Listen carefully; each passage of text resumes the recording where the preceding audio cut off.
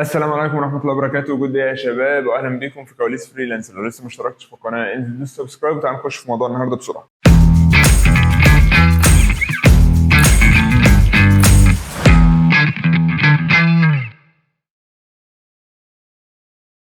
مساء الفل يا شباب. انت بقى قاعد مع باباك او حد كبير ويبدا يقول لك انتوا جيل محظوظ وجيل عنده معلومات كتير وجيل مرفه وما عندوش اي مشاكل، بس في الواقع هو احنا مش الجيل ده. احنا جيل عندنا مشاكل كتير جدا بس هم ما خدوش بالهم منها، واحنا ما بناخدش بالنا ان ديت مشاكل. احنا بنبقى قاعدين طول اليوم ماسكين الموبايل تيك توك، بنفضل نفتح فيديوهات كتير جدا، بعد كده نزهق فنروح على انستجرام نفتح فيديوهات اكتر وصور اكتر، بعد كده فيسبوك وسناب شات وكل البرامج ديت. كل البرامج ديت ممكن تستفاد من عليها استفاده كبيره جدا، بس للاسف احنا ما بنستعملهاش صح.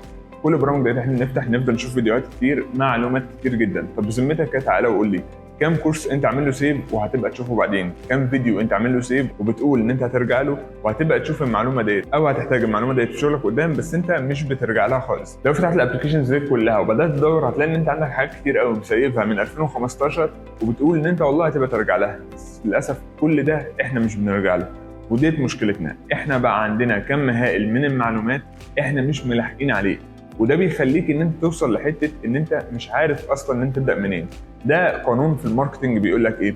بيقول لك ان انت لو قدمت للعميل حاجات كتير قوي او اختيارات كتير جدا، العميل غالبا مش هيشتري منك اي حاجه ويمشي. تقول لي ازاي يا فوزي؟ انا مقدم له حاجات كتير جدا، ممكن تبقى اكتر من اللي في السوق كلها.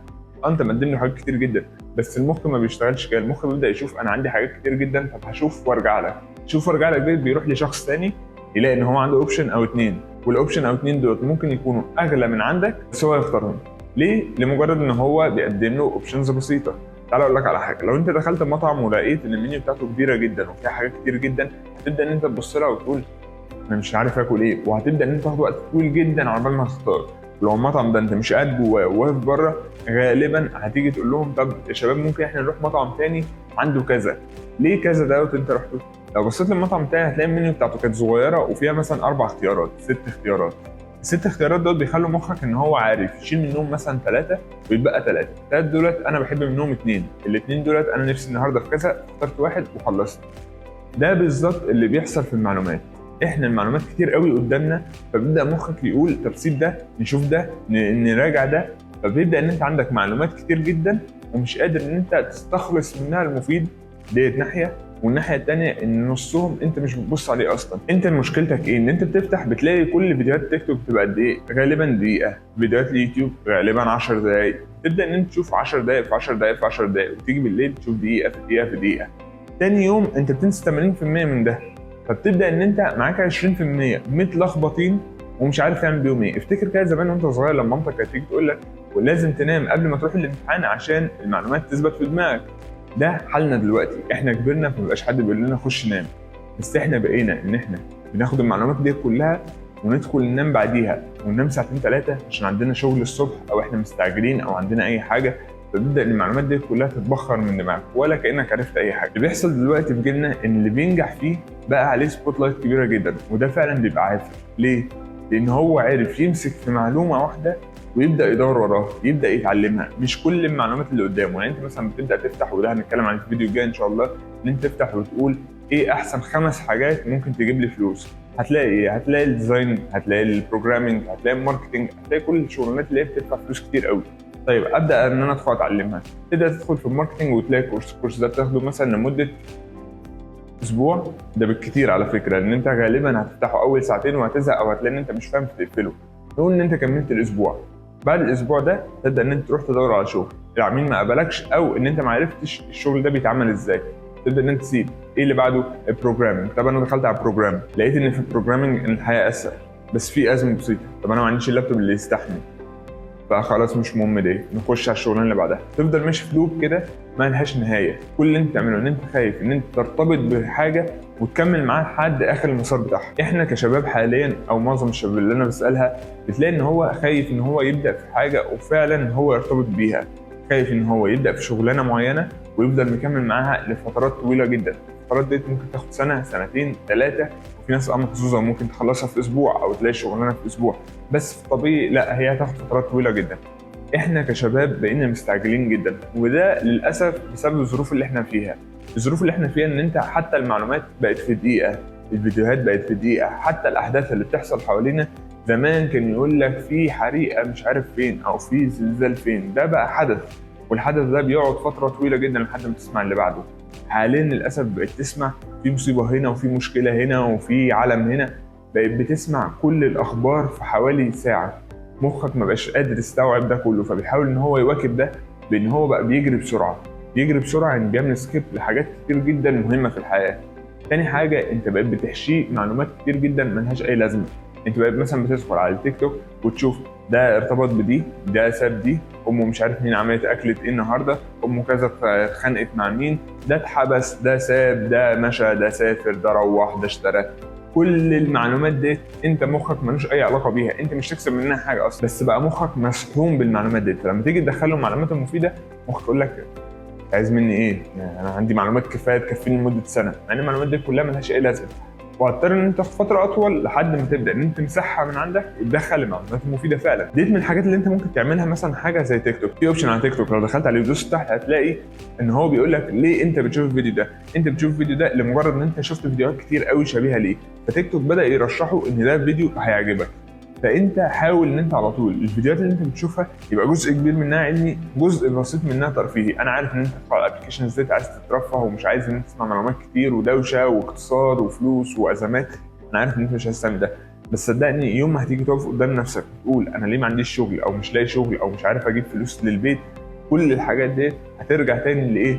لان انت كنت السبب ان انت المعلومات دي عمال تبعدها عنك وعمال تشوف حاجات في حاجات منها كويسه وفي حاجات بترفه وانا بتفرج عليها، بس معظم الحاجات التانية انت مش عايز تشوفها زي المعلومات الحقيقيه. عشان تظبط كل ده انت محتاج ايه؟ تعمل ايه؟ محتاج ان انت تعمل جدول لنفسك، جدول في اليوم. حاول ان انت تصحى بدري. تصحى بدري، انت بتحب تروح الجيم، انا عارف ان انت بتحب تروح الجيم، بس انت مش عايز تروح، انت مكسل، انت مش قادر ان انت عشان تعمل اكل، انت شايف ان انت لازم يبقى معاك كوتش كبير عشان يمرنك صح، لازم يبقى معاك فلوس كتير جدا عشان تجيب بروتين وكرياتين وبلا بلا بلا وكل الحاجات ديت. كل الحاجات ديت ملهاش لازمه، الحاجات ديت ليها لازمه لو هي متاحه، لكن لو مش متاحه مش مشكله.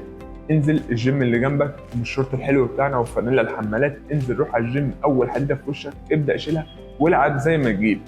بعد كده ابدا ان انا ممكن اطور ايه في حدود امكانياتي. ابدا ان انت تتعلم كورسات. الكورسات مش لازم الكورسات الكبيره اللي بتبقى في دبي وراجل كبير ولابس بدله وداخل عليك تدفع كذا الف درهم او كذا الف دولار عشان تبدا تحضر. كورسات مرميه على النت بالهبل، بالملايين، ملايين الفيديوهات، بس انت بتقرر ان انت ما تشوفهاش. بص يا صديقي، الدنيا اللي احنا عايشين فيها هي صعبه، والدنيا دي عمرها ما هتكون في صالحك. اوعى تصحى من النوم في يوم وتشوف ان الدنيا كلها تبقى معاك، او لو انت عملت يوتيوب شانل كل الناس تتفرج عليه. كل الحاجات دي مش موجوده. انا اول واحد بدات ان انا عايز ان انا اخد كورسات كتير جدا وادخل في مجالات كتير جدا وافتح شركات، وبدات ان انا اعمل افكار كتير جدا زحمت دماغي ومبقتش عارف اعمل ايه. فقلت ان انا هلغي افكار كتير حتى لو انا عايز اعملها او ده شغفي، وان انا ابدا فكره بسيطه وابدا ابني عليها. يعني الاول بدات ان انا طب انا بعرف اعمل ايه؟ بعرف اكتب كويس، طب انا هشتغل في الكونتنت كريتنج. اشتغلت الناس، بعد كده قلت طب ما انا بشتغل الناس، طب ما اعمل كونتنت كريتنج لنفسي واعمل شانل. طب الشانل دي محتاجه ايه؟ ان انا ابقى بعمل فيديو اديتنج انا اللي لازم اعمله. فبدات اتعلم فيديو اديتنج. اول ما دخلت في فيديو اديتنج لقيت حاجات كتير جدا، لقيت فوتوشوب وبريمير برو وافتر افكتس والستريتور. لما بدات ادور لقيت ان الناس بتقول لازم تتعلم كل ده عشان تبدا تعمل فيديو اديتنج حلو. بدات اتعلم. ايه اللي حصل؟ ما عملش اي حاجه. بدات ان انا اشوف حاجات وحشه جدا على الابلكيشن لان انا مش عارف استخدمه. فايه اللي حصل؟ ان انا قلت ايه اهم واحد فيهم؟ بريمير. انا هبدا اعمل بريمير ومش لازم احط افكتات، مش لازم احط تايتل، مش لازم اعمل مش لازم اعمل اي حاجه خالص. انا هبدا بالبيزك. بعد كده واحده واحده بدات اطور من نفسي، بدات اخد كورسات اصعب واتعلمها لحد ما اوصل لحد اخرها. في كورسات بتبقى رخمه انا عارف، بس الحلو ان انت الكورسات دي في بدل كورس 1000. حاول ان انت على طول تدور. انا شاب زيكم، فانا بشوف معلومات كتير جدا وعامل سيف لحاجات كتير جدا، فانا مش بلومك انت وبقول لك ان انا احسن منك خالص. انت ممكن تكون احسن مني في حاجات كتير جدا، انت بس افكارك مش مرتبه. انت لازم تبدا ترتب افكارك، لازم تحط بلان لنفسك، خطه لنفسك، تبقى عارف انا عايز ابدا بايه وانتهي فين، وبعد النهايه دي هبدا ايه جديد وانهيه فين، وتبدا خطوه خطوه. الحياه مش بسرعه، الحياه مش بالعافيه. انا عارف ان انت كميه الحاجات اللي انت بتشوفها في اليوم كتيره جدا، كميه الناس الناجحه كتيره جدا. تبدا تشوف عربيات وفلل وساحل والناس في دبي بتبدا تشوف الحاجات دي كلها، فبتبدا تحبط، تشوف انا مش هبقى ده، او انا صعب ان انا اوصل لده، او الراجل ده كان محظوظ، او ايا كان بقى العذر اللي انت تحطه لنفسك عشان ما تبداش. ابدا وسيب الباقي كله على ربنا. ابدا وخد اول خطوه وصدقني هتوصل. انا اكتر حاجه بمشي بيها trust the process. انا ببدا الحاجه وزي ما تيجي. طبعا باخد الاسباب، بشتغل على نفسي، باخد كورسات، بجتهد، بس الموضوع كله هو رزق وبتاع ربنا، مش بتاعي ولا بتاعك.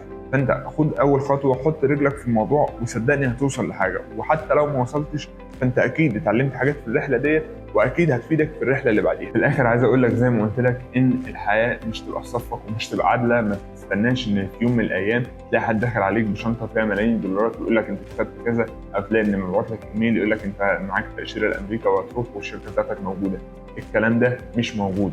الكلام ده بياخد شغل كتير جدا منك، بس انت لو خدت اول خطوه صدقني بعد سنه هتلاقي ان انت خدت 365 خطوه. فما توقفش وتبدا ان انت تقول انا مش هوصل، تلاقي بعد 365 يوم انت ما خدتش ولا خطوه.